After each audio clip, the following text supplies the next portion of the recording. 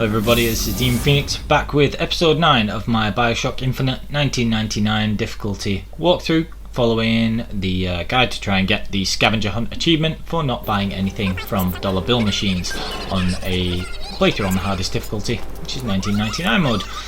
Here we're picking up and we are at the start of the Emporia area, and there are plenty of things to loot, but try not to loot things like health or salts, because we've got a fairly large encounter coming up and it can be useful to leave those to be able to come back to.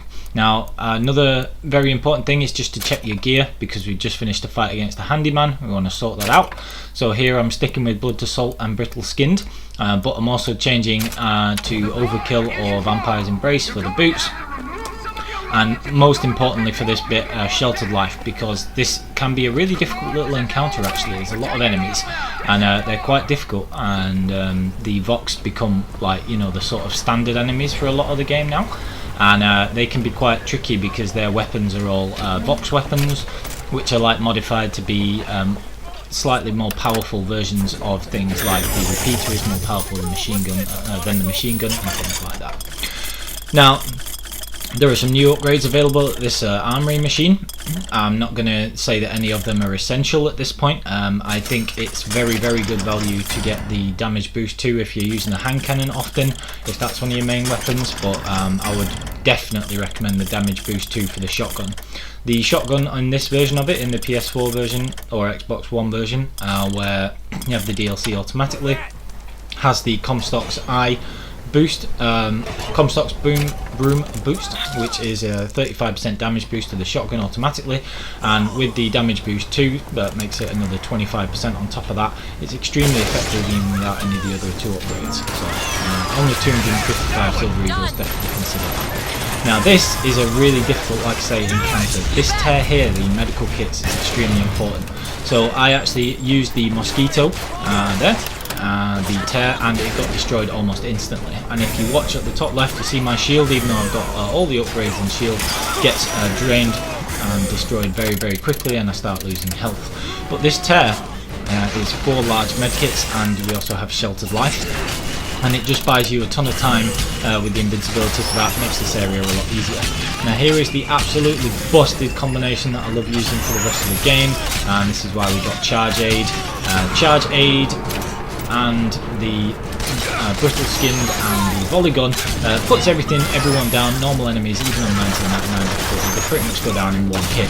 So charge, you can see that there's like a gold glow. It not only recharges your shield when you use charge aid, but you can see that sort of gold glow around the edge of the screen. That is the 4 seconds of invincibility that it gives you, and that's what makes charge not only usable, but like charge is suicidal in 1999 mode most of the time, but when you've got charge aid, it becomes this incredible tool and makes combat a lot easier, especially with blood to salt. So you can see I was just charging about there and using that invincibility and sheltered life help with the rest for whenever you loot bodies in combat. A lot of the time they'll have a snack, and that can be really useful. Now this is an aid that is very cheap, 306 silver eagles for undertow aid, and I would seriously recommend getting that if you like undertow. And I always get both undertow upgrades unless I'm doing a sort of challenge playthrough. I absolutely love undertow. It is so underrated, and when you played Clash in the Clouds and you can get to play around with the vigors more, you can realise how insanely powerful it is. There's also an infusion here, so make sure that you unlock the locks on both sides. There are gates on both sides. One of them is that optional one. There's a gear up top at the top of that ladder where you can jump up with a hook as well. A couple more enemies to take out, just standard Vox people, so I haven't showed that, no point there. But after you've taken those out, try and go back and loot as much as possible, because whilst this encounter is not difficult, there is a Patriot, and they're a lot easier now that we have Shock Jockey and Undertow. I'm just going to show how Undertow aid works, because what it does is it lets you drag in 3 people at once with Undertow's secondary, and Undertow's secondary is what makes it absolutely amazing. Like, its primary is decent, you can knock people back, you can knock people off edges and things, although that doesn't mean you don't get pickups from them if you do that. But the secondary of Undertow is just amazing, and you can see that the Shock Jockey and Undertow Vigor combination is extremely effective against Patriots. so it's quite cheap to throw down shock jockey traps relative to traps from other Vigors, and then you can pull them in with undertow, and that is a Vigor combination, and it's extremely effective. And with the power of the volley gun, you saw how quickly they went down there. But whichever close range weapon you want to use, the shotgun for example, works pretty much just the same. Shoot them in the gears a load of times with the hand cannon or the carbine or even the machine gun. That combination makes Patriots really vulnerable, and just make sure that when you do that little bit with those 3 enemies, you do use the tears there as well. So you carry on. There's again a few other things to do, a few safes and things like that, a load of stuff to pick up, and then you get to this bit. Make sure that you use the tear. These box people have heaters. Now you need to be careful with the heat people. They always look like that. So it's those type of dudes, and you can tell that they've got the heaters, and be very careful with those.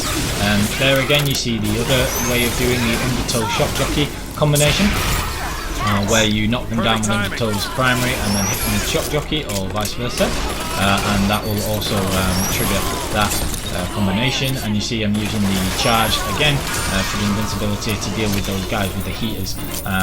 Or you can undertow them round a corner or something, and yeah, just be careful with them because the heaters do tons of damage. They'll rip off your shield and do a chunk of health. Now this is a massive bit of combat, and this can be really, really tricky. So your tactics have to be spot on here. Now I'm going to show, I tried tactics a little differently so that I could show you the best way of doing things. So you get here and you can watch this little bit first. There are loads of tears around here, and it's very important that you are mindful of those and use them effectively. Now here I've got Sheltered Life and Winter Shield. Sheltered Life is obviously absolutely crucial. The more I use it, the more I realise how awesome it is. Now one of the tears is a Tesla coil on either side, so you can use those, and that electrocutes enemies, stops you from having to use shock jockey. And the reason I had Winter Shield when I was trying that out is there's a couple of hooks here at the back, but you can see that it takes so long to jump up there that actually you can lose the invincibility and the shield by the time you actually get back into combat, or you can take a load of damage even whilst jumping up, especially if Winter Shield doesn't trigger on the way up. So I actually think for this bit it's better to use Blood to Salt. So here you can see I'm trying to use Winter Shield for the invulnerability, but I just end up really short on salts, and I do actually think it's better to just forego Winter Shield even though there is a hook there, and use Blood to Salt. So some of the other tears, there's a crank gun on the side to the left of where I am now, sort of around this corner. There's cover, so just to the right of where I'm facing now, under the arch, there's a crank gun if you want to use that. There's the Tesla coils that we've already talked about.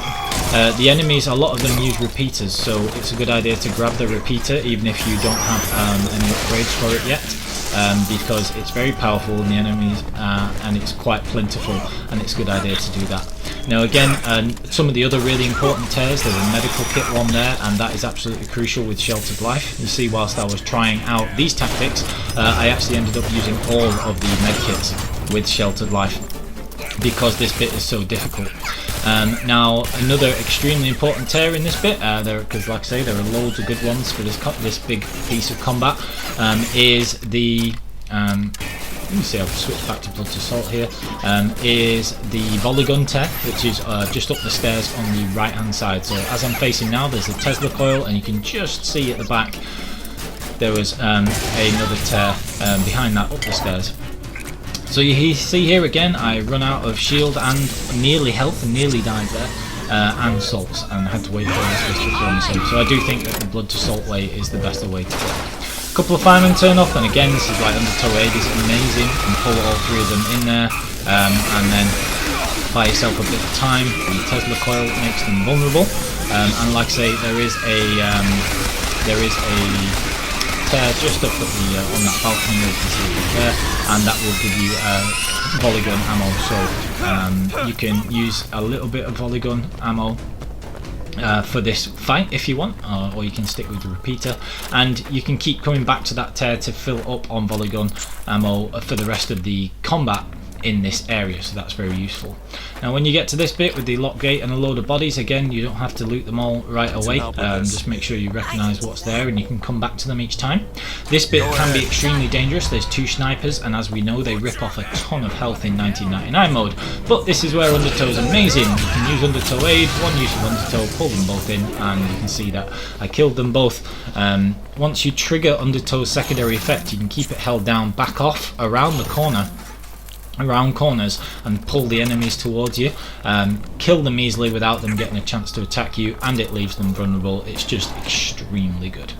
So that's why I love Undertow aid. That 306, well worth it.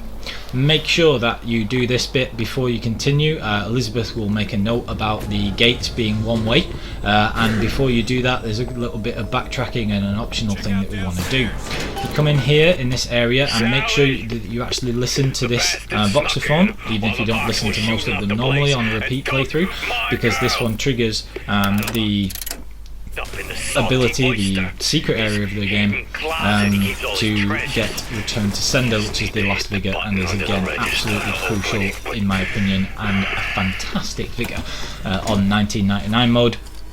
So there'll be some enemies on the way out when you're coming up, so make sure that you're taking them out with the normal sort of tactics. Again, Blood Assault, Charge, or you can use whichever weapon you prefer from distance, or up close, however you want to do it.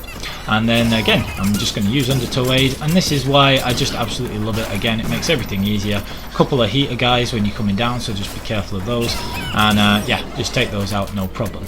So then we're going to do backtrack to get the Return to Sender vigor after we've listened to that voxophone, and there's 2 rooms at the back here, one on the right, one on the left. Make sure that you loot those as well after you've had the large encounter here. Just wanted to mention that. There are also some salts in one of those rooms, so if during the massive bit of combat we had before, salts can be a little tricky to come by, even with Blood Assault sometimes. So if you need a salt recharge, make sure you run back into there.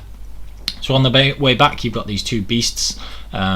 So make sure that you possess one of those. Use the Tesla coils just to make short work of them for 1 cast of possession.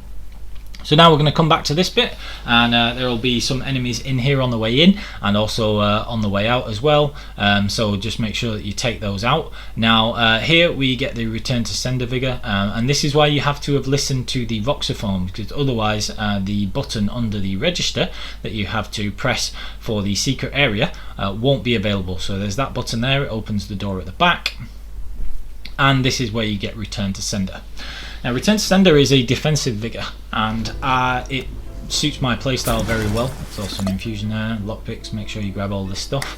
But oh my goodness, do I love Return to Sender. Now really, with Return to Sender and Blood Assault and Charge, you should never die from this point onwards, because you've got Charge to redo your shield and your mobility, and you've got Return to Sender, which I will be getting the first upgrade for as soon as possible. Now Return to Sender works by the primary, puts out a blue shield that spins in front of you for a couple of seconds, stops all damage, melee damage. It doesn't take a set amount of damage, it just stays there and stops all damage.